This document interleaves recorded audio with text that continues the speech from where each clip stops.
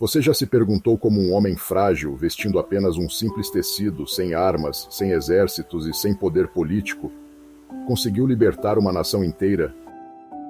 Como a força de uma ideia, a não violência, pôde enfrentar um império colossal e vencer? Ele não buscava glória, não queria riqueza, e tampouco desejava governar. Tudo o que ele queria era justiça, mas não qualquer justiça, uma justiça enraizada na compaixão, no amor e na verdade. Ele acreditava que era possível transformar o mundo sem derramar sangue, e sua vida foi a prova viva de que a coragem não mora nos músculos, mas no coração. Um coração que bateu tão forte por seu povo que ecoa até hoje em cada canto do planeta. Hoje, no Humanos Incríveis, você vai conhecer a história do homem que fez da paz a sua arma mais poderosa. Um ser humano comum, que se tornou um símbolo eterno de resistência, coragem e transformação. Este é Mohandas Karamchand Gandhi, mas o mundo o conhece por um nome maior, Mahatma, que em sânscrito significa a grande alma.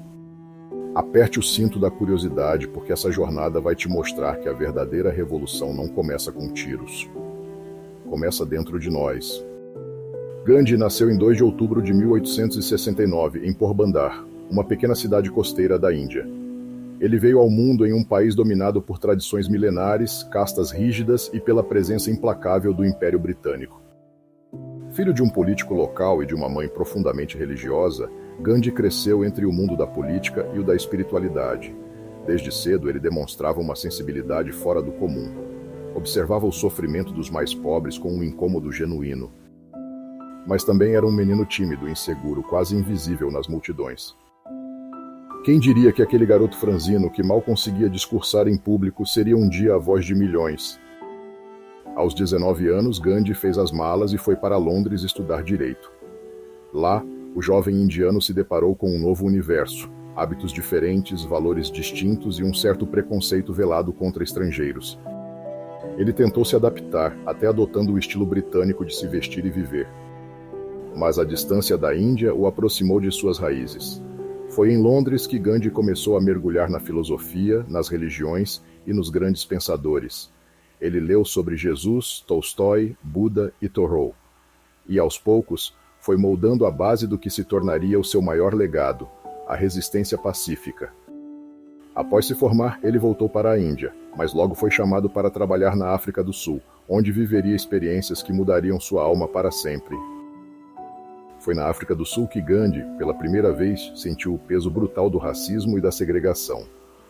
Mesmo sendo um advogado, foi expulso de um trem por se recusar a sair da primeira classe, simplesmente por ser indiano.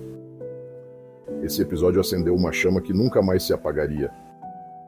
Ele decidiu ficar no país e lutar pelos direitos da comunidade indiana. Organizou protestos, desafiou leis injustas e começou a moldar o conceito de Satyagraha, que significa a força da verdade, a ideia de que é possível resistir ao mal sem ódio, sem violência, apenas com a força moral. Gandhi apanhou, foi preso, foi humilhado, mas nunca levantou a mão.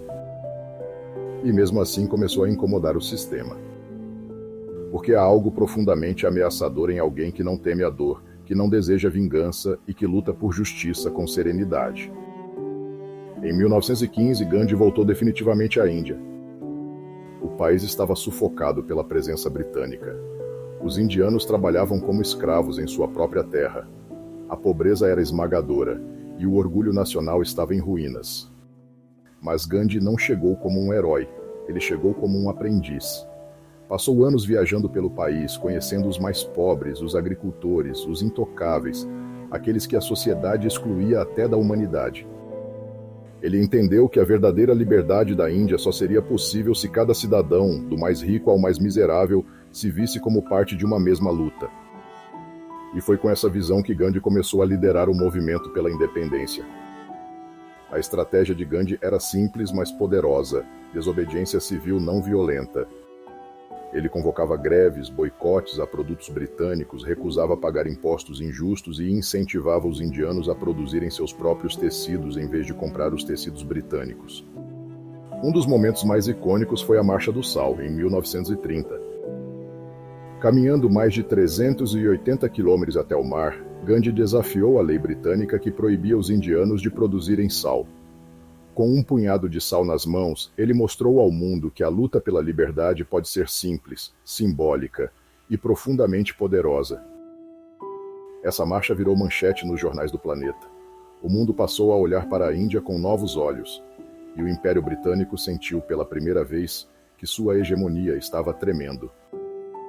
Ao longo de sua luta, Gandhi foi preso diversas vezes e, em várias ocasiões, recorreu a jejuns como forma de protesto e como apelo à consciência moral tanto dos britânicos quanto dos próprios indianos. Houve um momento em que o país inteiro parou, literalmente, para orar por ele. A força de sua fé e de sua renúncia mobilizava milhões. Gandhi não era apenas um líder político, ele era uma presença espiritual, um espelho que fazia os outros refletirem sobre si mesmos. Mas ele também enfrentava críticas. Havia quem achasse que sua abordagem era lenta, utópica. Outros acreditavam que só a violência poderia libertar a Índia. Mesmo assim, Gandhi seguia inabalável. Sua convicção era inquebrável, porque ele sabia que o verdadeiro inimigo não era o britânico, era o ódio. Em 15 de agosto de 1947, a Índia conquistou finalmente sua independência. Gandhi havia vencido, sem jamais disparar uma bala. Mas sua vitória veio acompanhada de uma dor profunda. O país foi dividido em dois, Índia e Paquistão. Hindus e muçulmanos entraram em conflito, milhares morreram, famílias foram separadas. Gandhi, devastado, jejuou mais uma vez, pedindo paz entre seus irmãos. Ele não lutou apenas pela independência política, lutou pela unidade humana. Infelizmente, nem todos estavam dispostos a ouvir. Em 30 de janeiro de 1948, Gandhi foi assassinado por um extremista hindu que discordava de sua postura conciliadora com os muçulmanos. A notícia se espalhou como um raio. O mundo chorou. Milhões acompanharam o funeral em silêncio. Mas naquele momento, Gandhi deixou de ser um homem e se tornou um símbolo, um ideal, uma lembrança eterna de que a verdadeira força está na alma e não nos punhos. Hoje, Gandhi é lembrado como o arquétipo da resistência pacífica. Inspirou Martin Luther King, Nelson Mandela, Dalai Lama e tantos outros que entenderam que a justiça não se conquista com gritos, mas com coerência. Seu rosto está estampado nas cédulas de rúpias, mas sua verdadeira presença está nas ideias que seguem ecoando pelo mundo. Cada vez que alguém escolhe a paz diante do conflito, Gandhi vive. Cada vez que um ser humano se recusa a odiar, Gandhi ressurge. Porque ser incrível, no fim das contas, é isso. É levantar-se, não para dominar, mas para inspirar. É transformar dor em sabedoria. É ser, como ele foi, a grande alma de um tempo que precisava desesperadamente de luz. Se essa história tocou o seu coração, se te inspirou de alguma forma, deixa o seu like aqui embaixo e se inscreva no canal Humanos Incríveis. Tem muito mais conteúdo como esse te esperando. E 2 vídeos já estão aparecendo na sua tela agora mesmo. Escolha um deles e continue mergulhando com a gente nas vidas de pessoas que mudaram e continuam mudando o mundo até os dias de hoje. Até o próximo episódio. Fique incrível!